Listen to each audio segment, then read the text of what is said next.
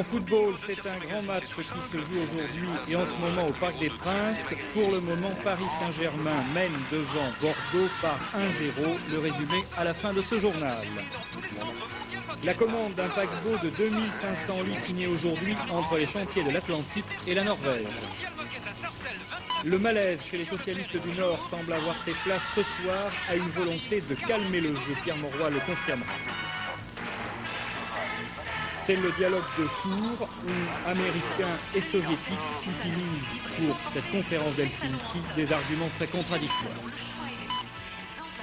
Madame, Monsieur, bonsoir. Lorsque la nouvelle est tombée cet après-midi, il a fallu relire la dépêche pour s'assurer que l'on ne rêvait pas.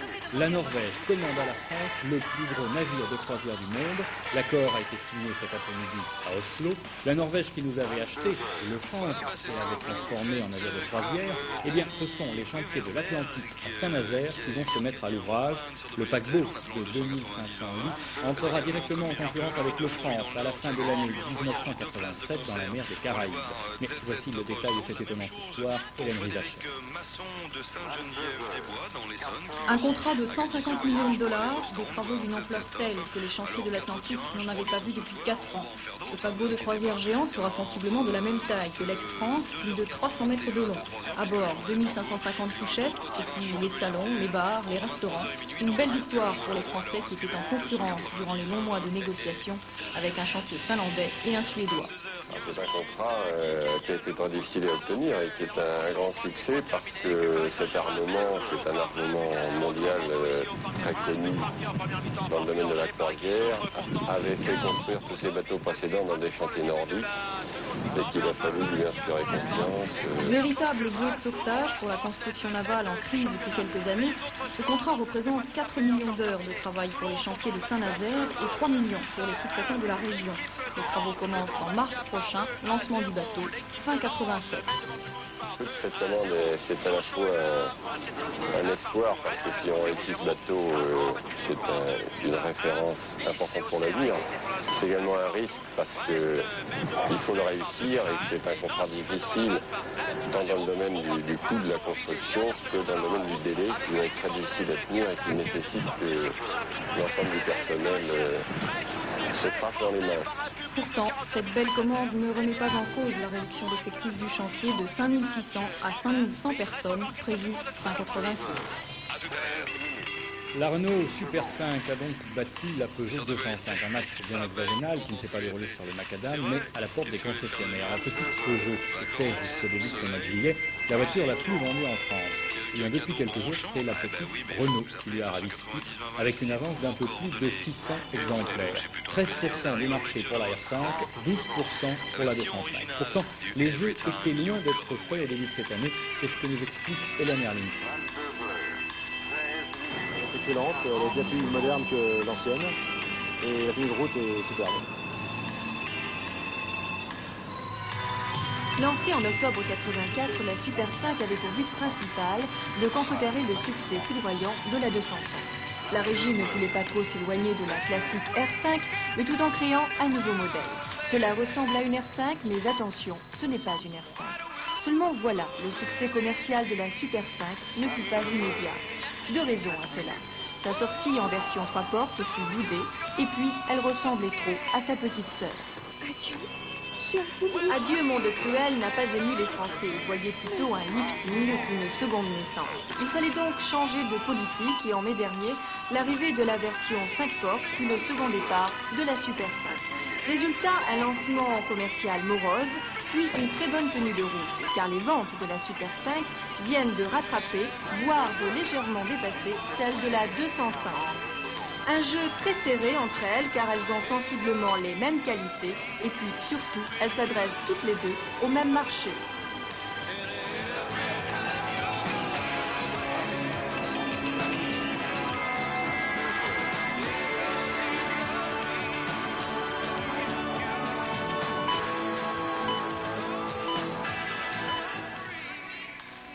L'annonce de la fermeture du laminoir de Trie-Saint-Léger continue d'agiter les milieux socialistes dans la région Nord-Pas-de-Calais. Pierre Mauroy a participé il y a encore quelques minutes à la réunion extraordinaire de la commission exécutive de la Fédération socialiste du Nord. Il ne faut pas attendre de déclarations fracassantes dans la bouche de l'ancien ministre, nous allons l'entendre dans un instant. Derrière la colère, on a senti tout au long de la journée une nette volonté d'apaisement. C'est ce qu'a pu vérifier sur place notre envoyé spécial Daniel Sportiello. Pierre Mauroy ne peut se satisfaire des promesses gouvernementales de ne fermer le site de Trie-Saint-Léger qu'après avoir assuré la reconversion des 780 salariés. Car elle confirme indirectement la fermeture de l'usine, alors que son propre plan, à lui Pierre Mauroy, garantissait en mars 84 la poursuite de la modernisation du train à poutrelle. Il y a donc bien dans cette affaire un plan contre un autre, celui de Stassylor, ou plan Fabius, et celui de Mauroy. Deux logiques contradictoires à un an à peine d'intervalle, dont la commission exécutive fédérale était saisie. Mais difficile pour elle de trancher. À 8 mois de législative, elle ne peut se permettre d'entrer en rébellion contre le gouvernement Fabius. Elle ne peut entériner non plus un plan qui se fait sur le dos d'un accord politique conclu par son chef de file. Il reste alors à calmer le jeu, pour faire oublier les dernières surenchères. À Trie, 4 conseillers municipaux ont démissionné du PS. Le président socialiste du Conseil général du Nord les a qualifiés d'irresponsables caractériels. Il y a eu le coup de gueule d'Arthur Melbar, le président socialiste de la communauté urbaine de Lille, envers les 2 ministres nordistes au gouvernement, Michel Delebarre et Jean Le Garret. Quand on n'est pas capable de tenir ses promesses, on fout le camp, a déclaré le brillant président. Il était donc urgent de jouer l'apaisement, c'était en tout cas le vœu du premier secrétaire de la fédération, Guy Alou. Épris dans tout ça, dont l'annonce de la fermeture a mis le feu au four. Eh bien, les élus du Nord pourraient bien demander, pour le Nord sinistré, les mêmes moyens que pour la Lorraine. La Lorraine qui a eu un préfet, Jacques Chérec, un ministre chargé du dossier, Laurent Fabius, et une enveloppe financière conséquente.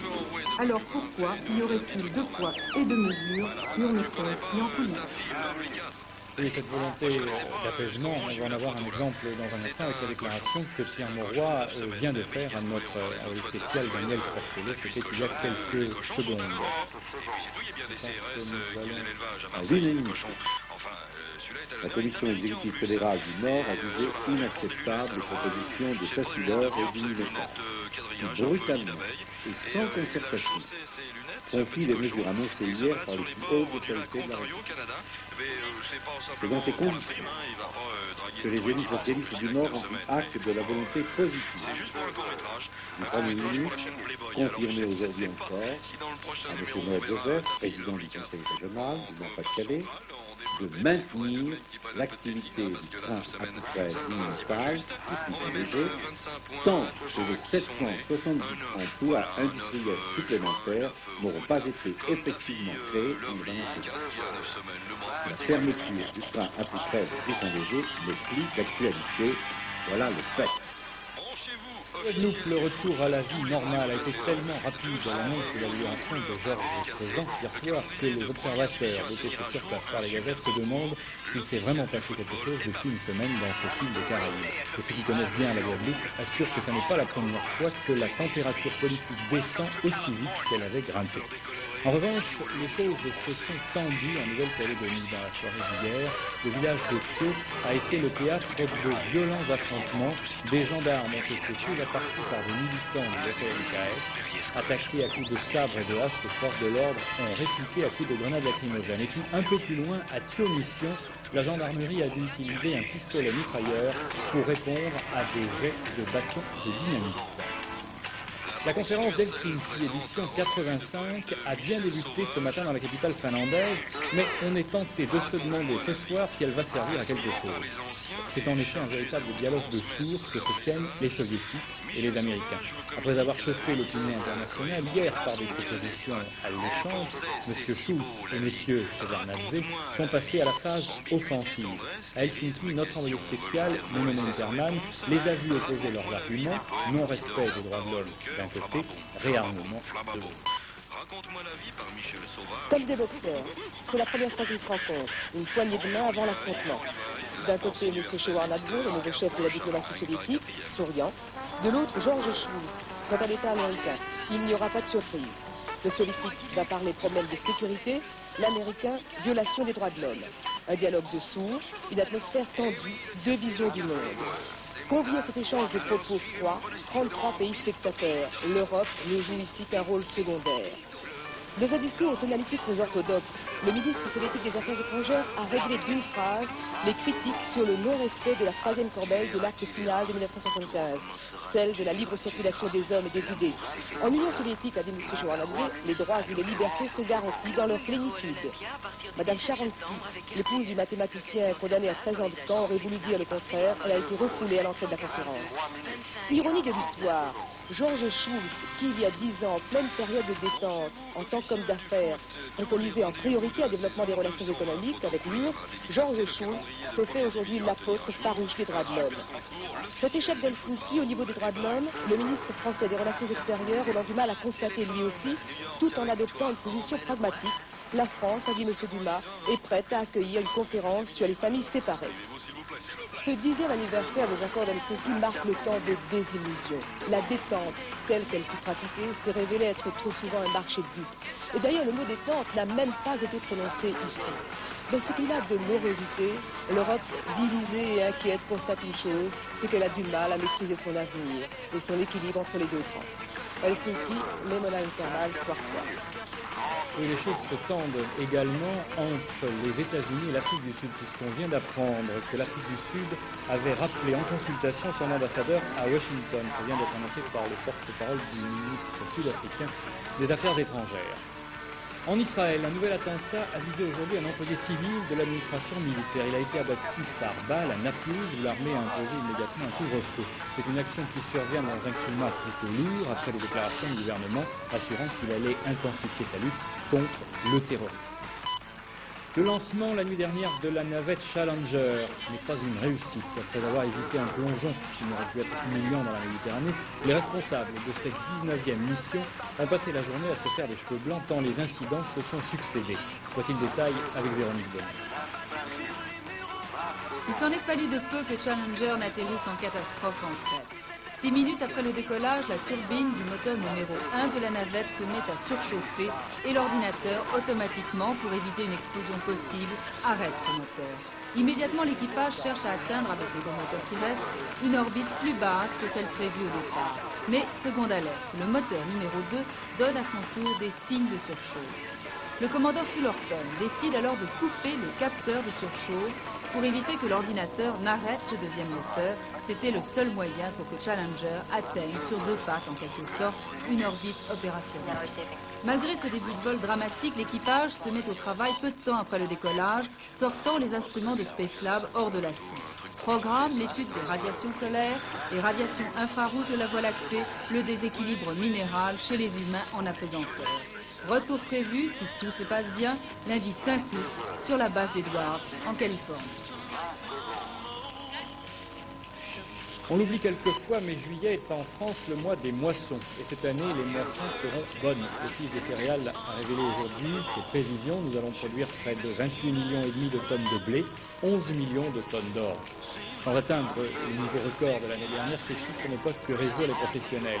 Ces professionnels qui sont tout de même inquiets des difficultés d'écoulement de production et puis surtout un très faible niveau de prix de blé.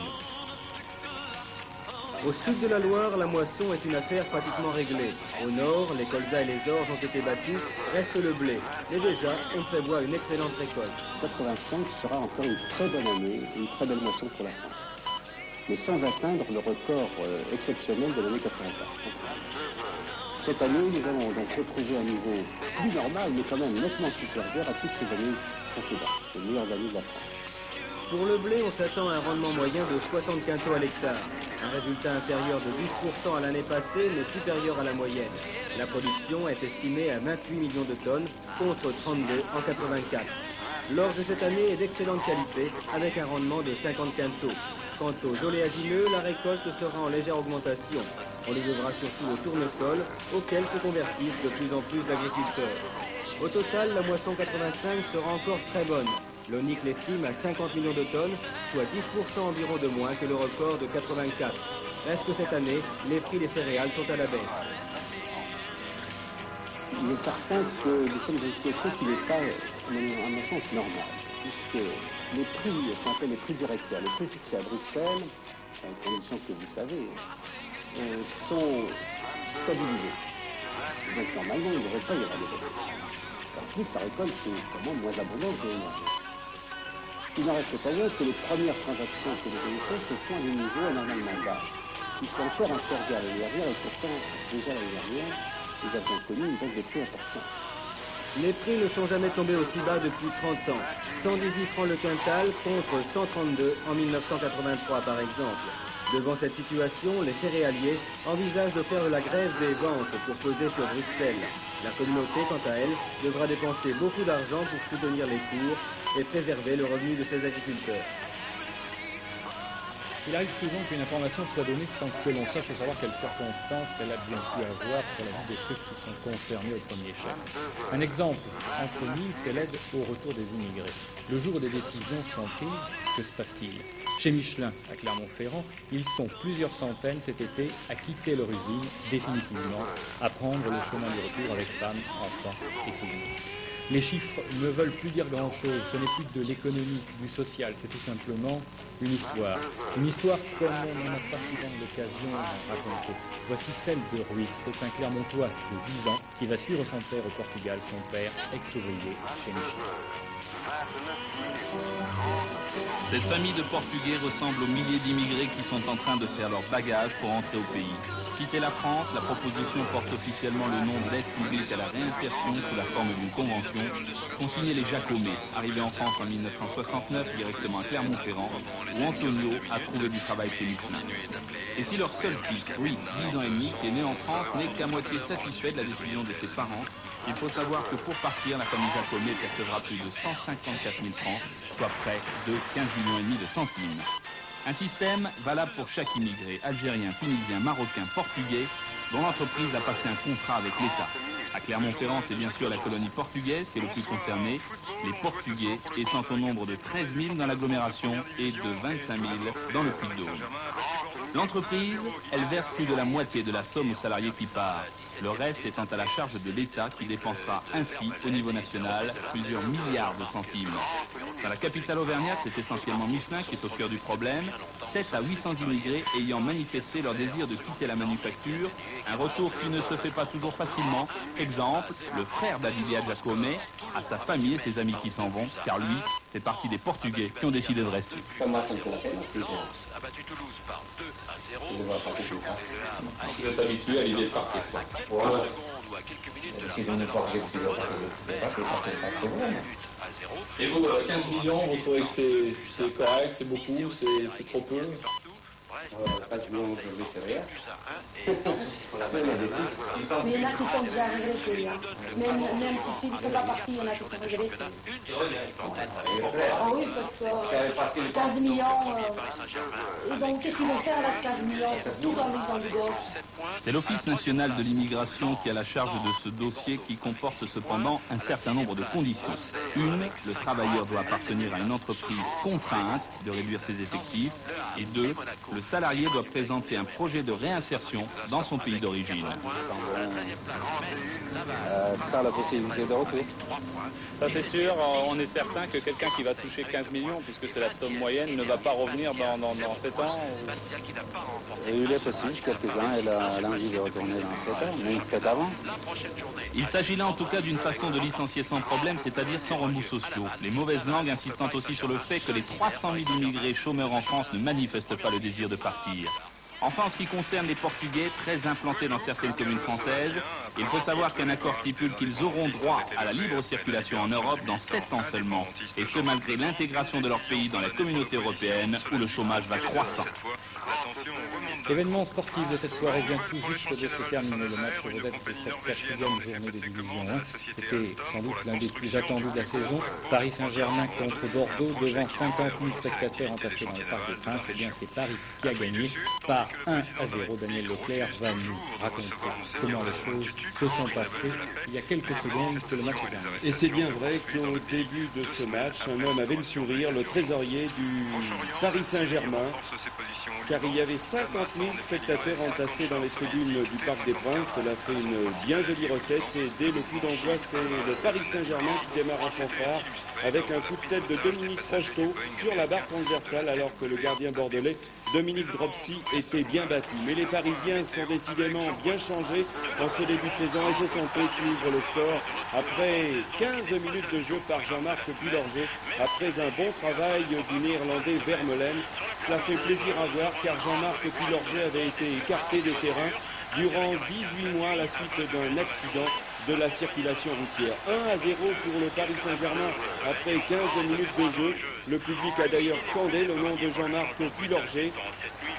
Et les Parisiens sont bien près de marquer un deuxième but sur ce tir terrible de Sanfet Suzic. Belle sortie de Dominique Dropsy. 1-0 à la mi-temps. Ce sera aussi le score à la fin. C'est sûr que les Bordelais ont essayé en deuxième période de forcer un petit peu le verrou parisien. Ils ne sont pas parvenus, ce qui prouve quand même que le Paris Saint-Germain a bien changé cette année.